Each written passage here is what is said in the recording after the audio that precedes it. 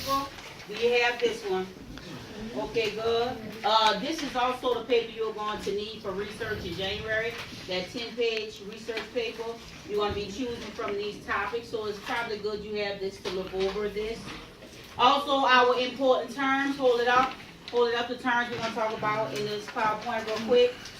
And lastly, the rubric to the assignment. Hold it up. So you should have 3 papers all together. All right, we're going to run through this. We're not going to waste any time here. The term. Using satire to promote awareness for your controversial topics. So let's talk about it very quick. We're going to move swiftly.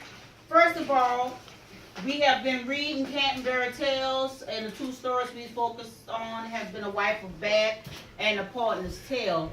And just like Chaucer, during this time in the 14th century, Chaucer wrote about stuff that bothered him in his time. And one of the things was the Catholic Church were becoming huge. They were making these big old elaborate churches. As you can see, this is an example of one of the elaborate churches.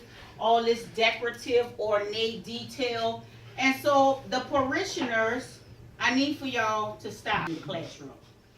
All right, so during this time, many parishioners at the church saw that they were building all of these items, and yet they were preaching these messages of a vow of poverty and chastity. But then many people began to question what they're doing right by the money, because you talking about me being poor and me keeping myself and all this, but then you are resurrecting all these beautiful churches. And so many people took to the pen and started to write about corruption in the church. This is how you get these tales like The Wife of Bath and The Partner's Tale, where it reveals the corruption of the leaders, the friar, the sumner, and so forth. All right, moving along, satire, pull your terms out. In this assignment, you will need to incorporate satire, and you will just take out your highlighters and highlight. It says satire is the use of irony, sarcasm, underlying irony and sarcasm and humor to criticize or show the ignorance of people, because this is what Chaucer did in the Canterbury Tales and many of his stories. It says satire is used to show foolishness or corruption in people, organizations, or governments by using sarcasm or irony. Satire is often used as an attempt to bring about social or political change or prevent it. This is very important because one of the standards, it says that you should be able to incorporate satire, so it's very important that you know what this is. And since we are on satire and a part of it is irony and sarcasm, let us review over the other important terms. Irony, who wants to tell me what is irony? You should know this from like 7th, 8th grade. It's when you like say something, but like it don't mean what you really said. Okay, that's verbal irony, good. What about situational irony? They got dramatic. And dramatic, exactly. They got Somebody expected that. Okay, exactly. When what we expect to happen, it totally turns out a different way. So let's give an example. So for instance, if there was a police officer, in the morning, he helped someone rescue a lady's purse that was jacked. Then by lunchtime, he was at a shootout at a restaurant. They were trying to rob the restaurant. He saved the restaurant and so forth. But then he's walking home, to his car, and it's raining very badly, and then he gets killed by lightning. How's that ironic?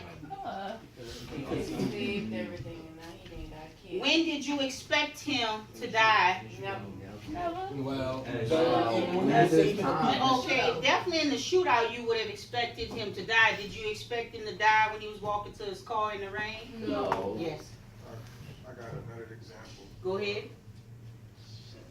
The dude, Paul Walker from Fast and Furious, he died in a car crash. Mm-hmm. And he's mostly known for like driving cars and stuff, so that was unexpected.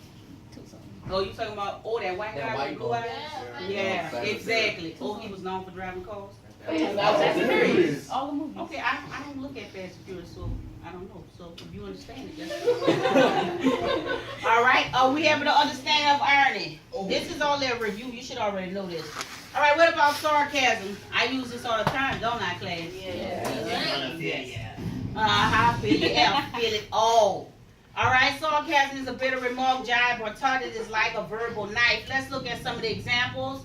Someone at the bottom, look at the last one, say, I never forget a face, but in your case, I'll be glad to make an exception. Sarcastic, correct? Alright, sometimes sarcasm has a little bit of humor, or sometimes it's just downright just nasty. Okay, so you gotta be careful about the sarcasm that you use. Alright, moving along, just so we could be clear of our sarcasm, let us take a look at the Canterbury Tales. Do we remember when they used sarcasm in the Canterbury When they was Tales? talking about the man who stole from the church. Okay, exactly. So that means we don't need to touch it if you kind of remember. All right, the assignment. Let's talk about the assignment very quickly. It says that you are going to create a comic strip in which you promote your views on a controversial topic or issue of an institution, the government, or an idealistic view in America. When we're talking about an idealistic view, for instance, many people say that America is the land of opportunity for everyone. Is that the case? No. Yeah? No? No. It might be harder opportunities for certain people, But it's still nevertheless, opportunity. opportunities. Okay. Anybody else? Compared to other places, I will agree. All right. It says you should do so by incorporating satire throughout your comic strip. It says you should be clear on your position. And this is the part we had problems with in our brainstorming. Are you promoting social awareness? Are you promoting change? Are you preventing change? It's something if you want to make somebody aware of something. It's a whole nother thing when you are politically trying to change something or prevent something. So you have to know your purpose. Are you just letting us know to make us aware? For instance, in your comic strip, you might do a comic strip about a drug. People don't know the side effects of it. That means you're just making us aware, not necessarily trying to promote any type of change. You're just making us aware. Now, let's say for preventing change, say the school wants to move our time to 5:30. All right? And you feel you would want to prevent this change. Maybe your cartoon will show why it's not the best idea for us to move the school time to 5:30. Oh God, I hope they would never do that. All right, and also it said you should also provide a title for your comic strip. All right, moving along, this is a big one because this will be 3 separate grades. It says your comic strip should contain what class? No spelling errors. No spelling errors. Remember, we are trying to work on error-free writing this year. At least that's one of my goals. All right, our rubric. Pull out the rubric I gave you. Let's look at it very quickly. I'm going to turn the light on just a second for us to look. Remember, these are 3 separate grades. So what 3 domains am I grading you on, class? Spelling. What else? Engagement of social awareness. Okay, engagement of social awareness. And what else? Use of satire. Use of satire. 3 different grades. So when I look at your comic strip, first of all, I'm going to check the satire, give you a grade for that. Then I'm going to check for the engagement and the spelling. If you look at the bottom, all these standards at the bottom are standards of the state saying that you should know how to engage a reader. You see at the bottom, setting out a problem or situation, observation, establishing multiple viewpoints, which you're doing in this assignment. Also, another standard says what to do what? Spell correctly. Thank you, the one member who's paying attention. What the other standards say, class? Analyze. To spell correctly. And the last one says that you should be able to incorporate and analyze satire in a piece of literature. So all of these are standards in our Common Core that you should be addressing. Now let's look. For use of satire, I'm not going to read all of this. Let's look at one. Dante, read the first one where it says grade D needs improvement here. Well, if you close one eye, you might see satire in my comic strip. Exactly. My God, if I got the closed eye and I barely can see some satire, that's a D. All right, what's a A, Dante? The use of satire is exploding in my comic. Okay, if I see it throughout, you have an A. You have sarcasm, you have irony, you have ridicule, you are making fun or exposing people's vices. That lets me know you are incorporating satire correctly. All right, what about engagement of social awareness? Ms. Lauren, that's by the D, what is it here? I didn't get a first look from the reader, but had they looked, they would have at least seen me try to bring awareness to the problem, situation, or observation. My motivation is not clear, but I don't know what my motivation is. Social awareness to promote change, or I am trying to prevent change. I have no point of view. I am lost, save me. Yes, Jesus, this might be you. You might be lost and need saving. And what about 4, Lauren? I captivate the reader, bringing awareness to the problem, situation, and or observation. My motivation is clear, social awareness, promote change, or I am trying to prevent change. I clearly establish one or multiple viewpoints. Okay, good. And the last one, spelling. Mr. Cade, just run us through all of those. For grade D, what it says. Oh no, I have more than 3 spelling errors. Unacceptable. All right. C. I have 2 to 3 spelling errors. Not my best. All right. B. Grade B. I have only 1 spelling error. Get it, get it. Get it. That's how it's supposed to go. All right. And the last one. I have no spelling errors. Oh yeah. It's supposed to go. Yeah. All right. I have no spelling errors. So when I look at the comic strip, I will be going through this. And if I see the errors, you know where your grade will fall accordingly. Are we clear on this rubric? Any questions? All right, moving along. Let us get an example. I gave you this for your first blog. This is an example about promoting social awareness. You have here, it says, for a fair selection, everybody has to take the same exam. Please climb that tree. What is the person who authored this? What are they trying to, what message are they trying to convey here? That you can't grade everybody on the same thing because everybody don't work the same. Okay, exactly. And this has to do mainly with what in our system? Education. Standardized testing. Clearly, you're telling a fish to climb up a tree, but he can't, or whatever. It can't because it does not have legs, correct? Does it mean the fish is dumb? No, however, he does not have the skill, characteristics, capability to pull that off. Same thing with standardized testing. We give the same test to everybody else, and if we can't pass it, what do we deem the child as? They can't make it, maybe they won't do well in college. But if they would give us a test that measured all types of showing, like have us be able to demonstrate in different ways, you might see that someone knows something that you think they don't know if you gave them different opportunities. So clearly, this is the kind of thing that I want you to do as far as conveying your message or your viewpoint. All right, let's move on at a website called Make, and then I'm going to get to the site to show you. All right, this is the site, Make Believe's Comic. Let us pay attention because this is going to be important. All right, when you get to this site, you will see a host of things. Make sure you go down here to these white boxes and click 4 boxes so that you can get 4. Please note in your notes that you're supposed to have 12 boxes all together, please, 12. So this is why you need to make sure you have 4. Program is very simple to work. These are your characters at the bottom. And these are your background colors. So let's just say I'm on this, I'm going to hit a color that I want. And then hit one of the characters. Okay, and then the character will just appear. You can move the character around. And let's say I want the character to say something. I will click that. I can move that over. If I wanted to put someone else in the box with him, I could move him over. If she wanted to say something, I will. Do you see how easy this Can you is? make the boxes smaller? I don't think you can make the boxes small. You cannot change the figures, the size of menus anyway. Would you be able to like flip the character around so like the colors each other? I don't know if you. Right. So after you did that, let's say you filled all these boxes up. Also, this is a next day. If you want to put the next day, you could put that in the next box, or however you do. So after you get up here and you did all 4 boxes, what you would need to do is open your Word document. Now this is where we're going to have to rig it. And that's not the word I really wanted to say, but okay.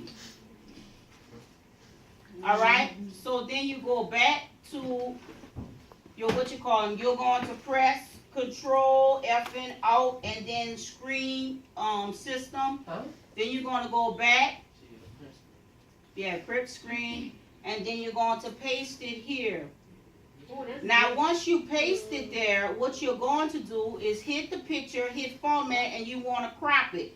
Now, somebody told me, oh, Ms. Jones, you can do it the easy way. If you know of an easier way to do it, by all means, use the way that you know. But the way I'm doing it is the way it works for me. You're going to crop the whole thing, go to the corner, crop this side until you just have the 4 boxes showing, and then you're going to press crop, and it's just going to leave you with that box, and then you can move that around, and then you got to do the same thing until you get 12 boxes. Now, after you finish that, you should have something like this at the end. This one was done in another class, but as you can see, they cropped it, and then at the end, you have your title at the top, and then it should look like this when you finish. Everybody is clear on this? All right, last thing. Now this is the time, brainstorm, take out a sheet of paper. This is the last thing you need to do before you start the assignment. In this assignment, first of all, get your research paper out that I gave you.